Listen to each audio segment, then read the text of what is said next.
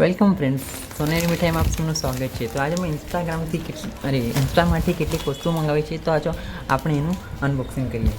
તો ત્યાં સુધીમાં હું તમને સમજાવી દઉં કે ઇન્સ્ટામાર્ટ એ એક સ્વિગીની જે બ્રાન્ચ છે ક્વિક કોમર્સની, તો એમાં જે ગ્રોસરીઝ છે એ 10થી 15 મિનિટની અંદર આવી જાય છે। હું મુંબઈમાં રહું છું, તો અહીંયા ગ્રોસરીઝ 10થી 15 મિનિટની અંદર આવી જાય છે। તો આ એનું રિવ્યૂ છે। તો આજે મેં એમાં મંગાવ્યા છે પાર્લેજી। આ 500 ગ્રામના એટલે કે અડધો કિલોના પાર્લેજીનું પેક છે। અને બીજી વસ્તુ છે ટુયમના પોટેટો ચિપ્સ। તો આનો રિવ્યૂ પણ મેં ચેનલ પર કર્યો છે, તો તમે એ જરૂરથી જોજો। આનો રિવ્યૂ જોઈને તમે પણ ચેકઆઉટ કરજો, તમને ગમે છે કે નહીં। અને બીજું છે આ છે હલ્દીરામની ભુજિયા છે। આ તો તમે બધા જાણો જ છો, તો આ રેગ્યુલર હું યુઝમાં લઉં છું, તો મને આ ખૂબ જ ભાવે છે। તો આ છે હલ્દીરામના ભુજિયા છે।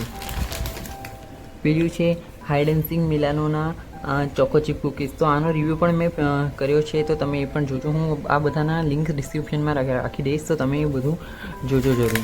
ને આ એક નવું પ્રોડક્ટ છે, જે મેં અત્યારે ટ્રાય કર્યું છે, તો આનો રિવ્યૂ પણ કરીશ। તો આ છે ડાર્ક ફેન્ટાસીના ચોકલેટ મિલ્કશેક। તો આ ખૂબ જ આનો મેં રિવ્યૂઝ જે સાંભળે છે કે ખૂબ સારા આવે છે, તો હું પણ આ ટ્રાય કરું છું, તો તમને પણ આનો રિવ્યૂ જણાવીશ। ને બીજું પણ આનો એક ફ્લેવર છે, આ એક છે એ વેનીલા ફ્લેવર છે। આ વાળું જે છે એ ચોકલેટ ફ્લેવર છે, આ વેનીલા ફ્લેવર છે। તો હું બંને ટ્રાય કરીને જોઈશ।